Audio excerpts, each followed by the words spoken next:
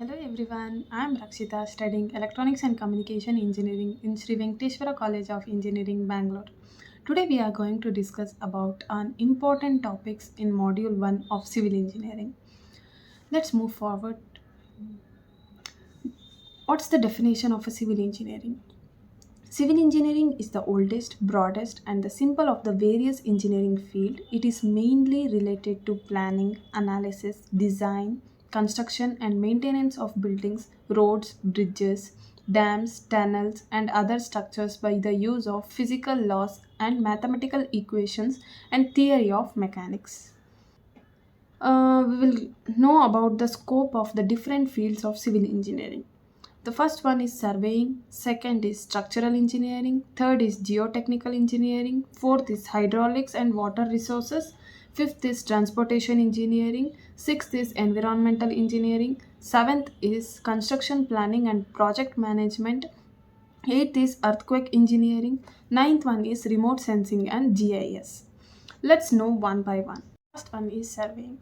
It is the science or art of map making. It mainly deals with various types of measurements and plotting of maps or plans. To start any development or construction activity in an area, the relative positions of various objects in horizontal and vertical directions are required. This is achieved by surveying the area.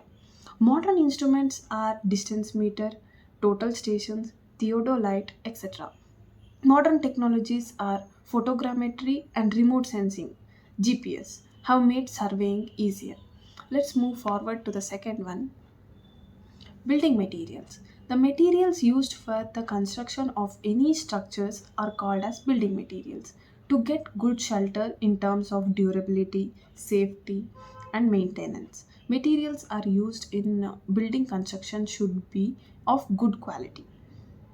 Building materials are mainly divided into natural that contains stone, sand, timber, etc. Artificial, those are man-made, which contains bricks, cement, concrete, flooring or roofing tiles, steel, glass, etc. Concrete, mixture of a fine aggregate that is river sand, coarse aggregate, jellies, cement and water. Fine aggregates, each particle size less than 4.75 mm ISC.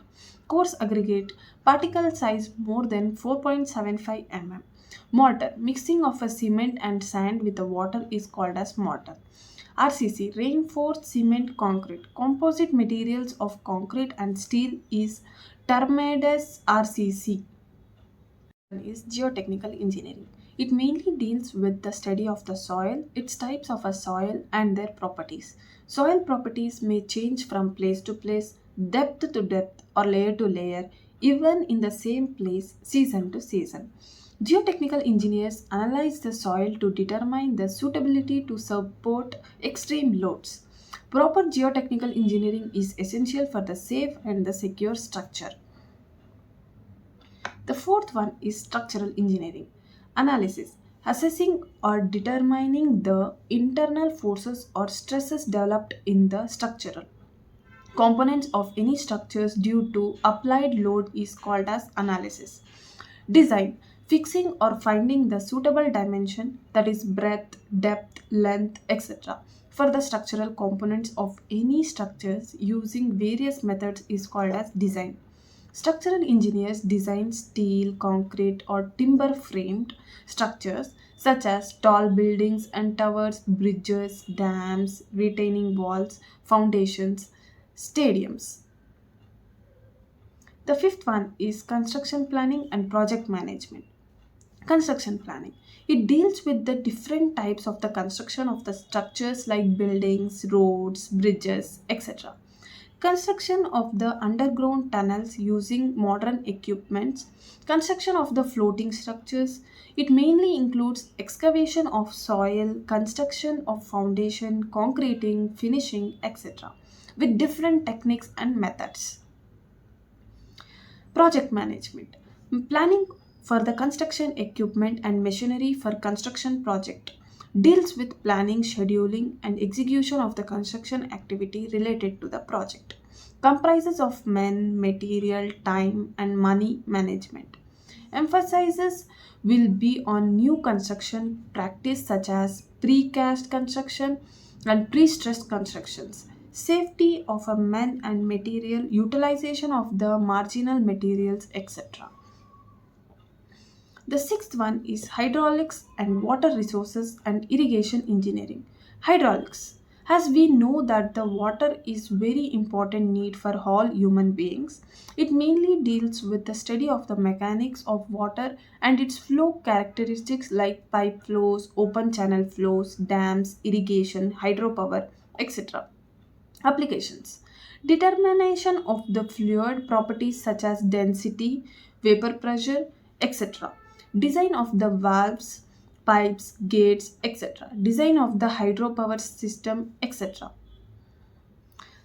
Water resources and irrigation system. It deals with the tapping or the storage of the water and supplying water to agricultural fields for crop cultivation, to drinking purpose, to other domestic industrial uses. Hence, suitable water resources are identified and it is stored.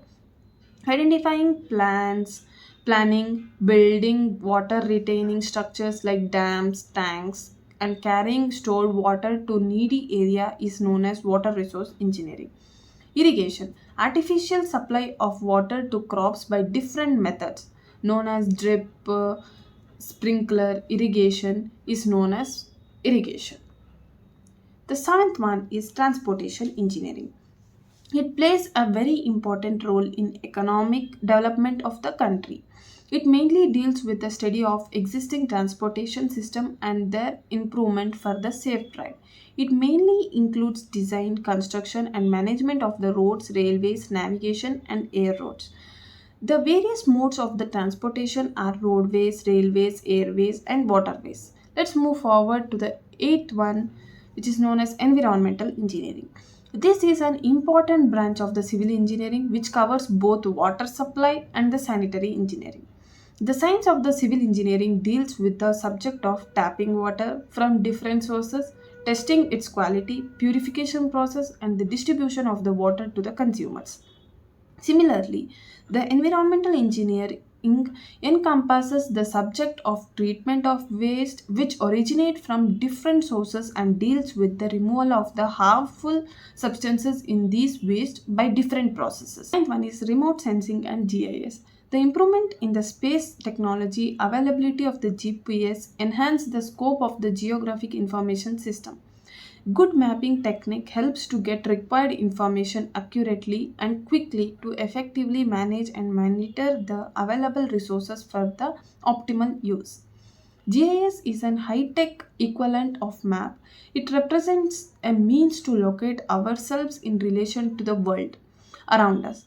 It deals with the measurement, mapping, monitoring, and modeling of the geographic information around us. The tenth one is earthquake engineering. An earthquake is a sudden and a rapid shaking of a ground due to passage of the vibration beneath caused by the transient disturbance of the elastic or gravitational equilibrium of rocks. The scientific study of the earthquake is called as seismology. The time, location, magnitude of an earthquake can be determined from the data recorded by the seismograph stations. Earthquake with a magnitude of about 2 or less, usually called as micro earthquake, are generally recorded only on local seismographs. Events with magnitude of about 4.5 or greater are strong enough to be recorded by the sensitive seismograph all over the world. Let's move forward for the next topic known as materials used for construction. Bricks, cement and mortars, plain concrete, reinforced and pre-stressed concrete, structural steel, construction, unburnt or sun-dried bricks. Unburnt or sun-dried with the help of a heat received from the sun after the process of molding, these bricks can only used in the construction of temporary and cheap structures. Such as bricks should not be used at places exposed to heavy rain. You can see it on the screen how the unburnt bricks are there. Burnt bricks. The bricks used in the construction works are burnt bricks and they are classified into the following three categories: first class bricks, second class bricks, and the third class bricks. First class bricks.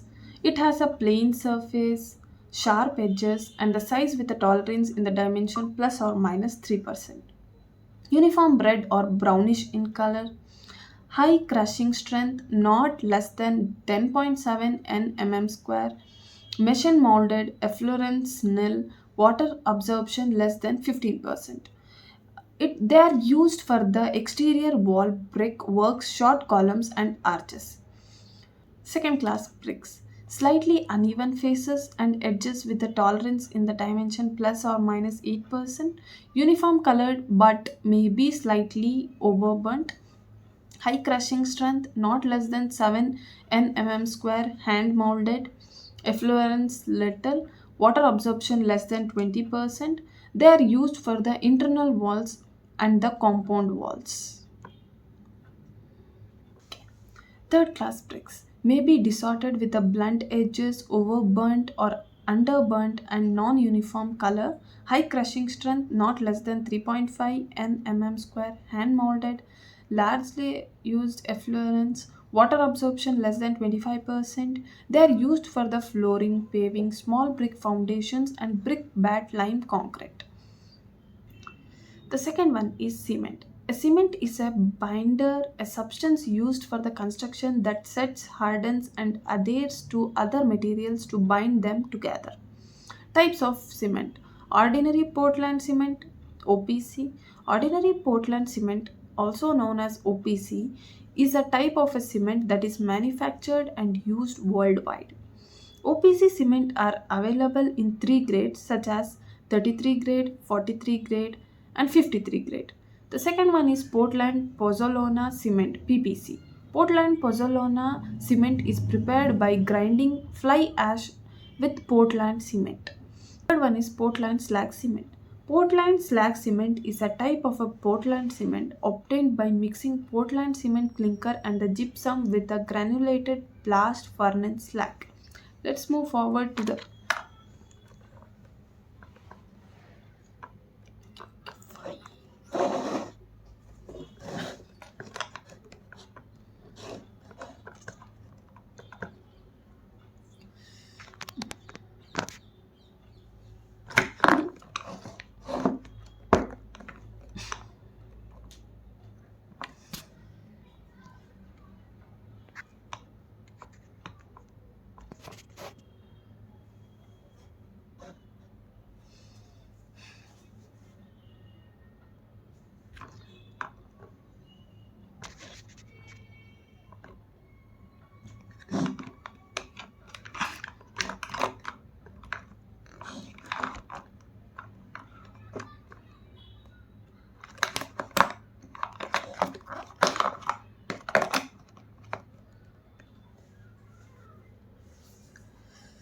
The third one is mortar.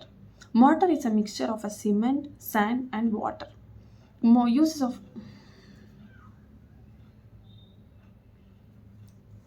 the third one. The fourth one is concrete. Concrete is obtained by mixing cement, fine aggregate that is sand, coarse aggregate that is crushed stone, and the water in the definite proportion. There are mainly three types of cement concrete: plain cement concrete, reinforced cement concrete, pre-stressed concrete. Types of pre-stressing concrete: pre-tensioning, post-tensioning.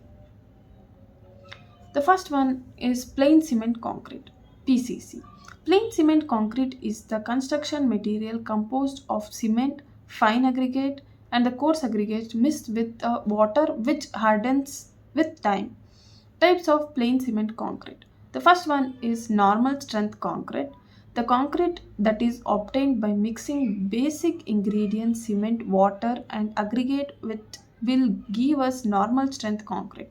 The strength of this type of concrete will vary from 10 MPa to 40 MPa. The normal strength concrete has an initial setting time of 30 to 90 minutes that is dependent on the cement properties and the weather conditions of the construction site. Second one is lightweight concrete. Concrete that have density lesser than 1920 kg per meter cube will be categorized as a lightweight concrete.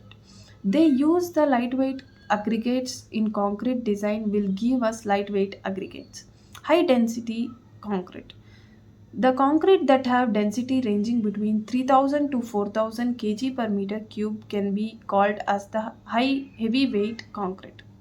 Here heavyweight aggregates are used. The fourth one is air entrained concrete. These are the concrete types into which air is intentionally entrained for an amount of 3 to 6% of a concrete. The air entrained in the concrete is achieved by addition of foams or gas forming agents. Sixth one is high performance concrete. These concretes conform to particular standard but in no case will be limited to strength. Standards that conform to high performance concretes are enlisted below. Strength gain in early age, easy placement of the concrete, permeability and the density factor, heat of the hydration, long life and durability, toughness and a life term mechanical property.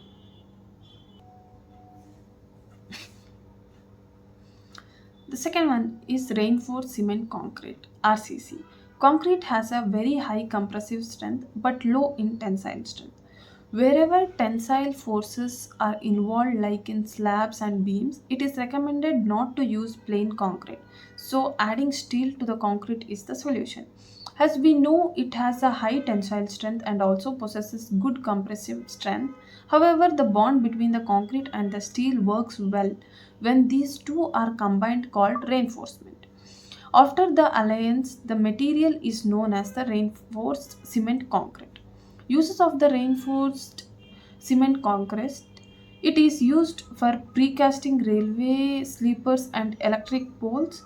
It is used for paving in airports, roads, and high traffic areas.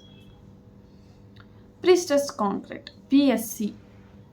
Pre-stressed concrete is a system devised to provide sufficient pre-compression in the concrete beam by tensioned steel wires, cables, or rods that under working conditions the concrete has no tensile stresses or a tensile stresses are so low that no visible cracking occurs. Types of pre-stressing. The first one is pre-tensioning. In this method, the concrete is pre-stressed with the tendons before it is placing in the position. This method is developed due to the bonding between the concrete and the steel tendons. Fifth one is steel. Steel is an alloy of iron and a carbon containing carbon from 0.25 to 1.25%. Steel is highly elastic, ductile, malleable, forgivable, and weldable. Types of steel: mild steel, TOR steel, high tensile steel. Mild steel. Mild steel is a plain carbon steel. The percent of the carbon alloy is less than 0.25%. TMT or TOR steel. Thermomechanically treated or TMT bars are high strength reinforcement bars that feature a tough outer core and a soft inner core. High tensile steel wires, tendons. Two wires are spun together to form the strand. A group of a strand or wires are placed together to form a pre-stressing tendons. Sixth one is construction chemicals. Adhesives. Adhesives have rich bonding properties apart from weatherproofing and waterproofing. Sealants and chalks. Sealants and chalks are construction chemicals that are used to block an opening surface or small cracks to prevent liquid, gas, or moisture leakage that can damage the construction. Epoxy grouts. These chemicals are used for grouting and has high durability property and can be applied even in extremely high temperatures. Admixtures. Admixtures are used to modify the flow characteristics, strength, and durability of concrete. The next topic is structural elements of a building: foundation, plinth, lintel, chajja, masonry wall, column, beam, slab, staircase. Let's see one by one. First one is foundation. A foundation is the lowest part of a building structure resting on a soil below the ground level. This is the first structural unit to be constructed for any building construction. Types of a foundation: shallow foundation, individual footing or isolated footing, combined footing, strip foundation, draft or mat foundation. The second is deep foundation. Pile foundation, drilled shaft and caissons. Its main function is transfer all loads of the building through beams and column arrangement to the foundation. Second one is plinth. The plinth is a part of a foundation constructed either at or above the ground. Plinth is the offset created between the ground level and the superstructure of a building. It is made of a constructing a brick stone wall or RCC beam from the ground level to the flooring level of the building. Plinth constructed by the RCC beam is called as a plinth beam. Its main function is to prevent the entry of the moisture from the ground surface to the building superstructure to take up the load of the wall coming over it. Third one is lintel. Lintels are constructed above the wall openings like doors, windows, etc. Normally, lintels are constructed by reinforced cement concrete. Its main function is to support the weight of the wall coming over the opening. Types of the lintel: timber lintel, stone lintel, reinforced brick lintel, steel lintel, RCC lintel. lintel. The fourth one is chajja. This is the structure that is generally constructed above the window and protected outside from the window face. Chajjas can also be provided above the doors. Chajjas are constructed from the reinforced cement concrete. Advantages of providing chajja is that it protects the house from the external sunlight. Fifth one is masonry wall. Walls are vertically elements of building which support the roof. They provide an exclosure and protect against the wind, sunshine, rain, etc.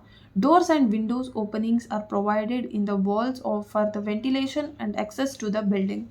The main function of the masonry wall is to provide an exclosure and protect against the wind, sunshine, rain, and etc. The main components of the masonry wall are masonry units, mud bricks, cement, concrete bricks, hollow bricks. Masonry mortars is used between the joints of the brick layers. Types of the masonry wall: load bearing masonry wall, reinforced masonry wall, hollow or cavity masonry wall, composite masonry wall, precast masonry wall. Let's move forward to the sixth one: columns. Columns are vertical members constructed above the ground level to support any structural frame. Load coming from the slabs and beams are transferred to the columns and columns to transfer the load to the footing safely. Columns can be of two types: architectural columns, structural columns. Columns, they are constructed to improve the building aesthetic. Structural columns take the load coming from the slab above and transfers it safely to the foundation. Types of columns: rectangular, square columns, circular columns, short columns, long columns, axially loaded columns, column with the uniaxial eccentric loading, column with the biaxial eccentric loading, composite columns. Let's move forward to the seventh one, known as beam. Beam is a horizontal structural member used to carry vertical load, shear load, and sometimes horizontal load. It is the major component of the building structures. It mainly used for the construction of the bridges, trusses, and other structures which carry vertical load. Types of beams based on geometry: straight beam, curved beam, trapped beam. Based on the materials: timber beam, reinforced concrete beam, steel beam. Based on cross section: rectangular beam, T beam, I beam. Based on the type of the support: simply supported beam, fixed beam, continuous beam, cantilever beam, overhanging beam. Eighth one is slab. Slabs are constructed to provide flat surfaces, usually horizontal, in building floors, roofs, bridges, and other types of structures. The slabs may be supported by walls of the reinforced concrete beams, usually cast monolithically with the slab, or by the structural steel beam, or by the columns, or by the ground. Types of slabs: one wave slabs, two wave slabs, flat slabs, grid slabs, precast slabs, composite slabs, hollow core slab, shrunken slabs, waste slabs, projected slabs. The last one is staircase. A stair is a sequence of steps that connects different floors in a building structure. The space occupied by the stair is called as a stairway. The main function is to provide an access from one floor to another floor to provide a safe means to travel between the floors. Types of stairs: straight stair, dog legged stair, open navel stair, circular stair, spiral stair, bifurcated stair. Thank you for watching my video. Please like, share, and subscribe my channel.